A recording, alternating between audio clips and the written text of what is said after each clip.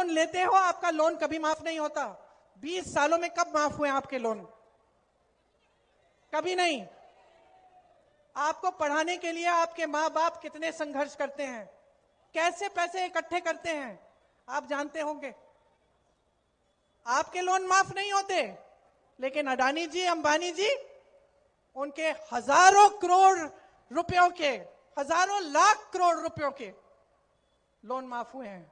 इतनी बड़ी रकम है कि मैं भूल जाती हूं कि लाख करोड़ है कि कितना है।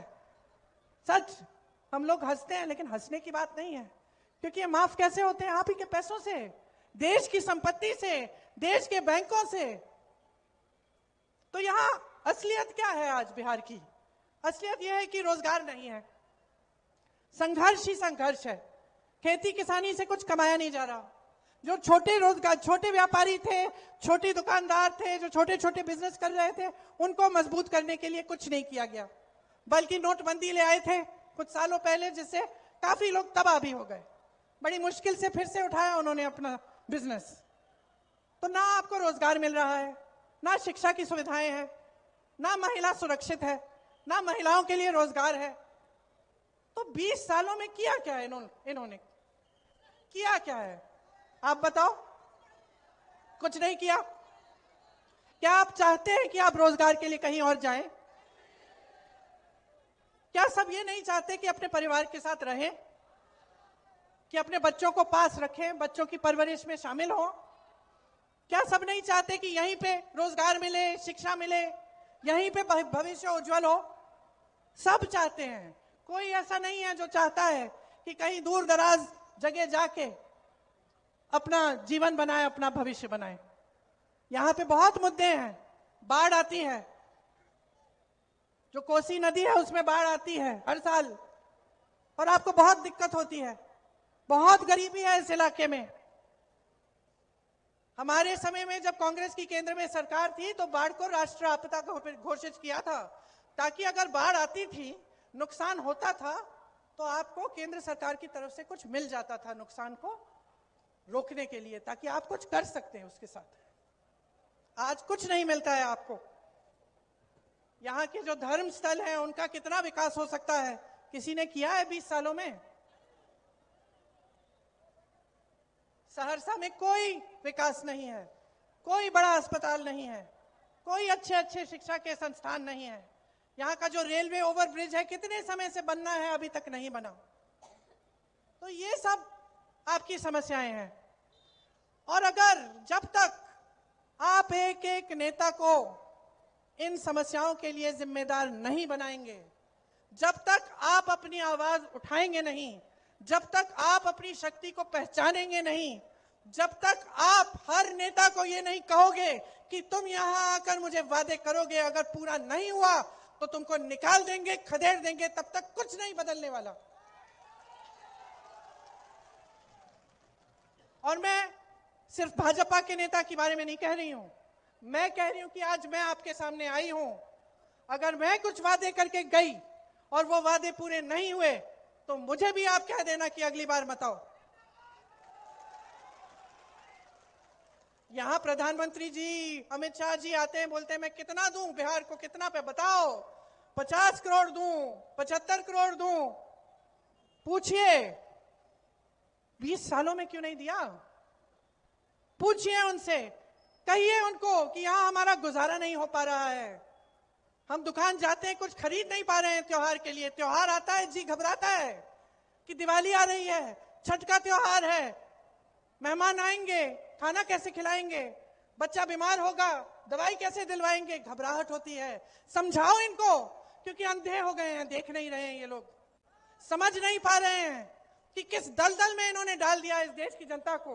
किस दलदल में खड़े हो आप कि सामने भविष्य नहीं दिख रहा है, रोजगार नहीं दिख रहा है, शिक्षा हो जाती है, नौजवान लड़का है, नौजवान लड़कियां हैं, इंतजार करती रहती हैं कि नियुक्तियां हो जाएंगी, हमने पेपर दिया है, हमने इम्तिहान दिया है, नौकरी के लिए मिल जाएगी, मिल जाएगी। आपको मालूम है, यूपी में एक लड़का मिला मुझे, और ऐसे हजारों लड़के होंगे, हजारों होंगे। उसने कहा दीदी मेरी शादी तक नहीं हुई। मैंने कहा क्या हुआ?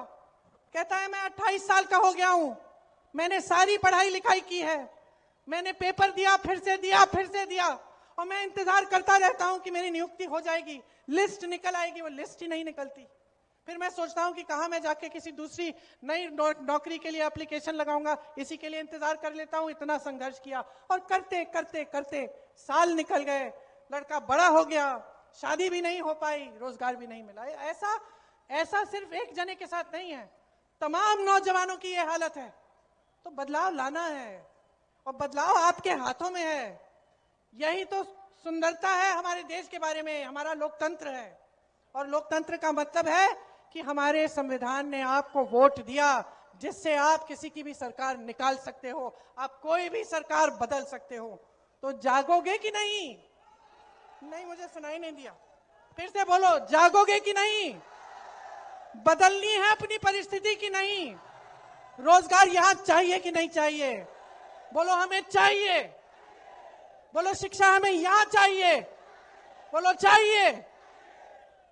और अपना मन बनाओ, चुनाव आ रहा है, आने दो सबको मंच पे, देने दो बढ़िया बढ़िया भाषण, सुन लो सबकी बातें, लेकिन उनकी बातों का आकलन करो। अपनी समझदारी, अपने विवेक का इस्तेमाल करो। क्या किया है उन्होंने 20 सालों में, उसको ठीक तरह से समझो। खास तौर से मेरी बहनें, हमें लगता है कि कोई हमें कुछ दे रहा है तो हमारा भी उनके प्रति कोई एहसान होता है, चलो 10,000 रुपए दे दिए, हम वोट डाल देते हैं। नहीं नहीं बहनों, नहीं। जैसे मैंने कहा, जो दे रहे हैं ले लो, लेकिन अपने आप को मत भूलो, अपने बच्चों को मत भूलो, अपने परिवार को मत भूलो, अपने समाज को मत भूलो, और अपने बिहार को मत भूलो। ये आपकी धरती है, आपकी धरती है। गर्व करो इस पे, इसमें कितनी काबिलियत है, लेकिन उस काबिलियत को व्यर्थ किया जा रहा है। अगर आप सबकी काबिलियत, इतने सारे नौजवान जो जाके बाहर काम करते हैं, अगर यहां काम करते, अगर यहां निर्माण होता, यहां के जो उद्योग कांग्रेस के जमाने में लगाए गए थे, उनको अगर ठीक से चलाया जाता, तो कितना यहां पे कितनी प्रगति होती, कितना विकास होता। तो अब मन बना लो, कांग्रेस पार्टी और जो महागठबंधन है, उन्होंने कई चीजें तय की हैं कि हमारी सरकार आएगी तो आपके लिए क्या क्या हम करेंगे। उसकी सूची मेरे पास यहां है, तो मैं आपको पढ़ के सुनाती हूं। देखिए, जो युवा यहां खड़े हैं बेरोजगार, आप जब परीक्षा देते हो नौकरियों के लिए, तो आपकी जो परीक्षा की फीस है उसे हम रद्द करने जा रहे हैं। परीक्षा का जो केंद्र है, जहां परीक्षा देने जाओगे, वहां तक आने जाने का जो खर्चा है वो आपको दिया जाएगा, मुफ्त यात्रा होगी आपकी। एक जॉब कैलेंडर बनेगा। जॉब कैलेंडर का मतलब, जिस दिन आपकी परीक्षा होगी, जिस दिन रिजल्ट आएगा, जिस दिन आपकी नियुक्तियां होंगी, वो सब चीजें जॉब कैलेंडर पे हम लगा के, हम सारा पहले से हम तय करेंगे। और किसी ने उसके साथ खिलवाड़ किया, किसी ने इधर उधर किया, तो उस पर सख्त कार्रवाई होगी। ये जो पेपर लीक का काम हो रहा है, जिसमें सब मिले हुए हैं और सब पैसे बना रहे हैं और आप बेरोजगार रह रहे हो, इसको रोकेंगे हम। ये